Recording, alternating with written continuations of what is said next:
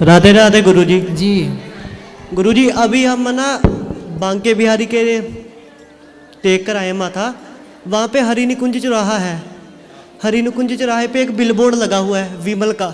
ये ठीक है वहाँ पे ऐसी? अब विमल का, गुटके का, दाने दाने में केसर के दम का प्रचार इतना है कि अब वो तीर्थों में भी प्रचार, उनके पास पैसे हैं ना भैया, तो वो तो आपके घर में भी लगवा सकते हैं। नहीं ये बात गलत तो है ना भाई गलत तो उनका गुटका बेचना ही गलत है। सुपर डुपर स्टार जो गुटके का प्रचार कर रहे हैं वही गलत है, पर रोके कौन? क्या आप रोक सकते हैं? क्या? हाँ भाई, पैसे वालों को आजकल कोई नहीं रोक सकता, पैसे वाले सब खरीद सकते हैं। मेरा मानना ये है कि जितने भी मंदिर के एरिया आता है ना, उसमें ना तो कोई गुटखा बेचे ना खाए। आप ठीक कह रहे हैं, आपकी विचारधारा बिल्कुल अच्छी है, हम भी सहमत हैं, लेकिन अब ये करे कौन भैया? कौन रोके? किससे लड़ाई करोगे? किससे कहोगे हटाओ?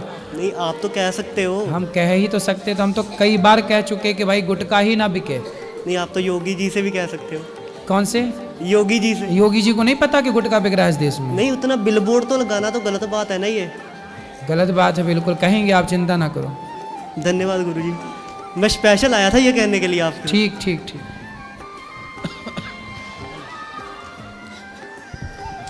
गुरुजी राधे राधे।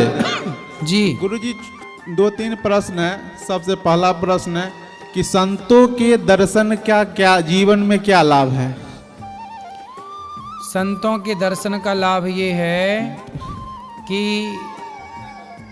एक आदमी मर गया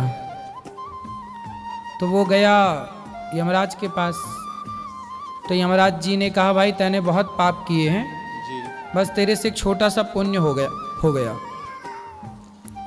तो तेरे को हम उस पुण्य का फल देंगे, बता क्या लेगा?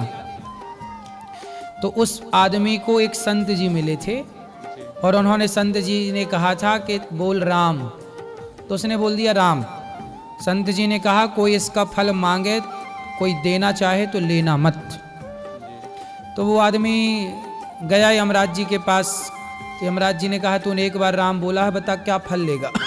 तो संत जी ने मना कर दिया था कि मत लेना।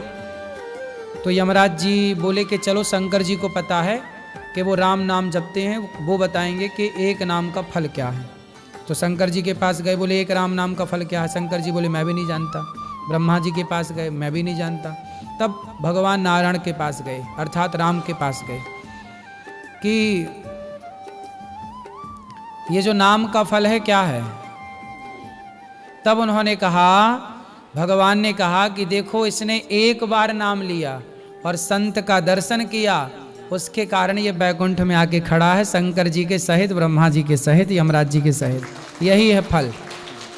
मेरा दूसरा प्रश्न है कि माया कितने प्रकार की होती है? इसको समझाया गुरुजी।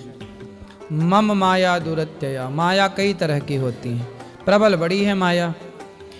स्त्री भी एक माया है, पैसा भी एक माया है, परिवार भी एक माया है, वासनाएं इच्छाएं भी एक माया है। अनेक अनेक प्रकार से काम करती हैं, पर कुल मिला के निष्कर्ष निकलता है कि माया एक तरह की है। क्या है माया? तो सुनो, जो है नहीं पर दिखाई पड़े उसका नाम माया है। माया किसे कहते हैं? जो है नहीं पर दिखती है। जैसे रस्सी में सांप शाम को समय दिख जाता है। आपके सामने रस्सी पड़ी है और अंधेरा हो तो रस्सी में क्या दिख जाता है?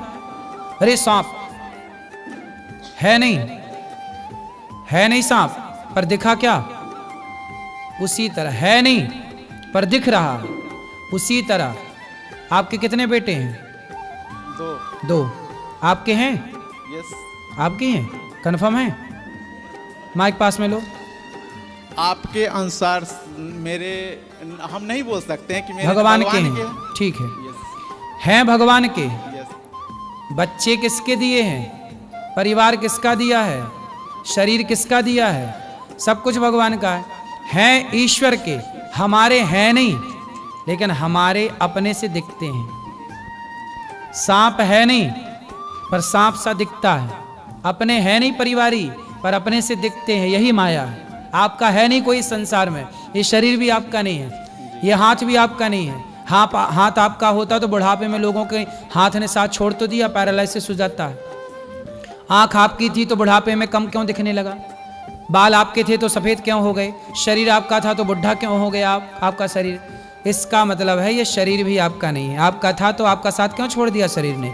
आपका है नहीं, पर सारी जिंदगी आप अपना मान रहे हैं, यही माया है नहीं आपका, लेकिन आप माने जा रहे हैं मेरा है, यही माया है। मेरा तीसरा प्रश्न है, रामचरितमानस के उत्तरकांड में हम सुने हैं कि यह सब माया कर परिवारा प्रबल अमित को बरने पारा, शिव चतुरानन जाहि डेराहि तबर जीव के लेखे माय, सो दासी रघुवीर की समझे मिथ्या सोपी, छूट न राम कृपा बिना नाथ कहूँ पदरोपी। कहने का अर्थ है कि जिस माया से शिवजी और ब्रह्मा जी भी भगवान की माया से डरते हैं, भगवान की माया ने ब्रह्मा शिव दोनों को मोहित कर लिया, और वही माया रघुवीर जी की दासी है, तो हाँ। कैसे समझाए गुरु जी? ऐसा है कि एक समय की बात है कि शंकर जी ने भगवान से कहा कि प्रभु मैंने आपके सारे रूप देखे हैं, एक मोहिनी का रूप नहीं देखा। तो भगवान नारायण ने कहा कि देखो शंकर जी, आप ना चक्कर में पड़ो, ना देखो। शंकर जी बोले नहीं, हमें अपना मोहिनी रूप दिखाओ। तब शंकर जी की जिद करने पर भगवान नारायण ने मोहिनी का रूप धारण किया। और जब भगवान नारायण मोहिनी बने, मतलब स्त्री बने, तो शंकर जी, भगवान जब स्त्री बने तो शंकर जी उन पर मोहित हो गए, और तभी शंकर जी का तेज निकल पड़ा। शंकर जी का वही तेज बाद में अंजनी माँ के गर्भ में डाला गया कान के द्वारा, इसलिए फिर हनुमान जी प्रकट भये। कुछ हिस्सा जमीन पर गिरा, वही पारा कहलाता है। पारा के शंकर जी बनते हैं ना, वही पारा धातु जो है वही शिव का तेज कहलाती है, शिव का वीर्य कहलाती है वो। तो शंकर जी भी मोहित हो गए कि नहीं मोहिनी भगवान पर?